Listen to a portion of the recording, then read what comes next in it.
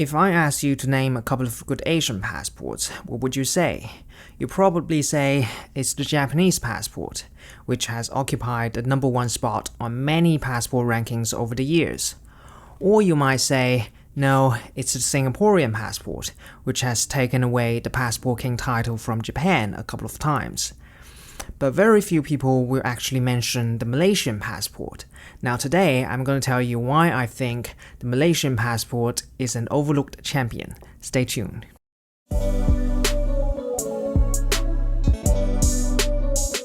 As of right now, Malaysian passport holders have visa-free or visa-on-arrival access to 179 countries and territories.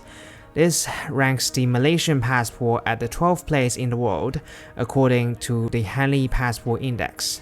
Overall, the Malaysian passport is the second highest ranked passport in Southeast Asia right after Singapore, and the fourth highest ranked in all of Asia. Since Malaysia is classified as a developing country, this makes the Malaysian passport the best passport in the developing world. And don't forget, Islam is Malaysia's official religion, so the Malaysian passport is also the best passport among Muslim-majority countries. This all sounds fine and dandy, but where can you actually go with a Malaysian passport? Let's look at the visa-free travel map, shall we? As you can see, the Malaysian passport boasts a pretty well-balanced visa-free travel portfolio. As a member of the ASEAN community, Malaysian citizens can go to all but one of the ASEAN countries without a visa. They can go to the entire Europe without visas, less Serbia and Ukraine. Impressive. Plus, almost the entire Latin America and a healthy number of African countries. You might say the portfolio is not bad, but a lot of other passports can do the same thing. What's so special about the Malaysian one?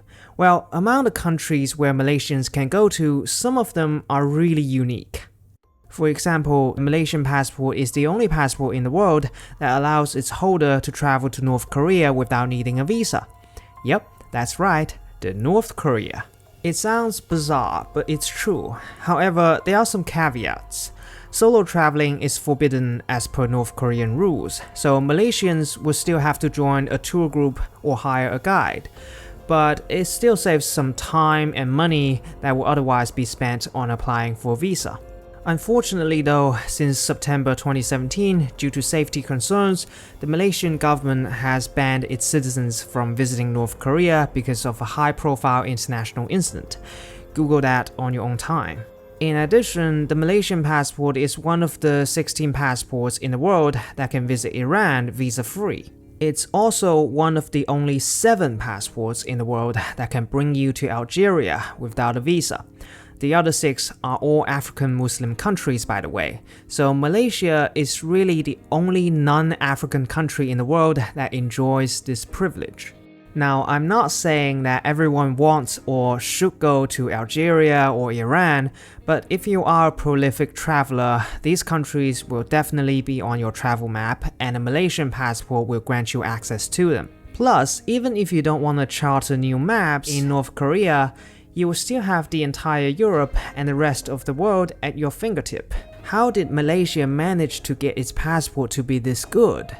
Well, it has something to do with the geopolitical position of the country. Malaysia is one of the founding members of ASEAN, which promotes personnel mobility as well as trade and cooperation. It wouldn't surprise anyone that Malaysian citizens can travel with relative ease within Southeast Asia. At the same time, Malaysia has a deep connection to the Islamic faith, so despite being geographically far away from the Middle East, it has very good relations with the other Islamic countries, which is why it's quite convenient for Malaysians to go to Algeria, Iran, Saudi Arabia, Turkey, etc. Now, some of you might say, Indonesia is also a Muslim-majority ASEAN member state. Why isn't Indonesia's passport any good? That's because Malaysia has a more robust economy and is overall a more developed nation.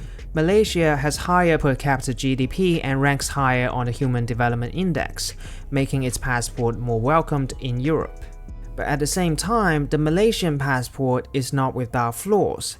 If you have seen my review of the Israeli passport, link in the top right in case you haven't, then you might remember that Malaysia is one of the countries that straight out bans Israeli passport holders from entering. Fortunately, Israel did not retaliate by banning Malaysians from visiting. Rather, it's the Malaysian government that forbids its own citizens from traveling to Israel. As you can see on the first page, it says the passport is valid for all countries except Israel. However, in reality, it's hard to enforce such regulation because, first of all, it's not binding towards the Israeli government, so the Israeli authorities can still process visa applications made by Malaysians living outside Malaysia. Secondly, it's never clear what punishment you get if you violate this rule. I have never heard of anyone going to jail because they visited Israel.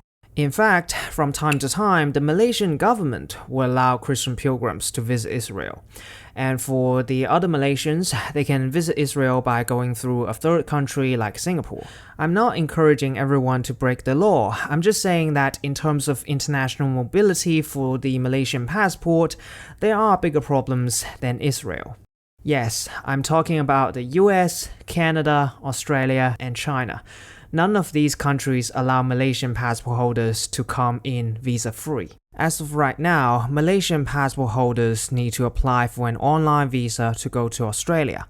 While the process is relatively easy and quick, Malaysian travelers often run into a higher degree of scrutiny at the Australian border because Malaysian illegal immigration has become a chronic issue due to the geographical proximity.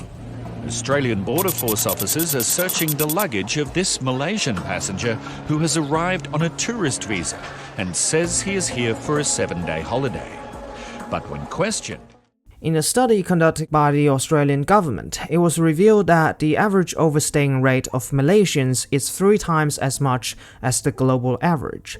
Considering the vast number of Malaysians overstaying their visas, it's not likely that Australia will let down its guard anytime soon.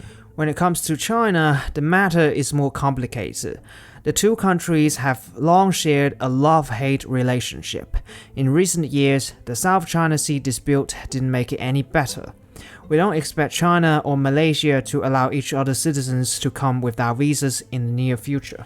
As for Canada, you might not believe this, but Malaysians used to be able to go to Canada without needing a visa. But it all changed in September 2002, when Canada decided to reintroduce visa requirements to Malaysian passport holders to better align its border policy with the United States in the wake of the 9/11 attack.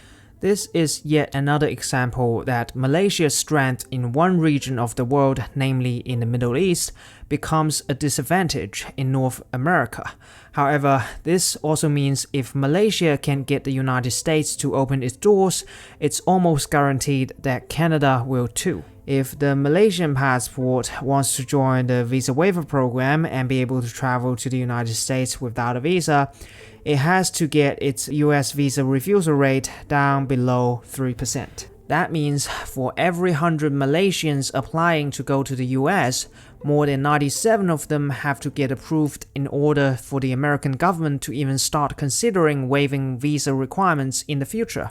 Actually, Malaysia got really close to that goal in 2015 when its refusal rate dropped to just over 3%. And many speculated at the time that the passport might get a visa-free treatment from the United States. However, the refusal rates in recent years have been far from stellar. So, as the US ambassador says, Malaysia's inclusion in the US visa waiver program is not happening soon. All in all, I think the Malaysian passport is a pretty good travel document with some special quirks and a great deal of potential. If it stays on the right track, this little booklet might even become one of the greats. Do you agree with my assessment? Which passport should I talk about next? What do you think about Malaysia? Comment below, let me know, and subscribe if you want to see more in-depth analysis like this. I'll see you in the next one. Bye bye.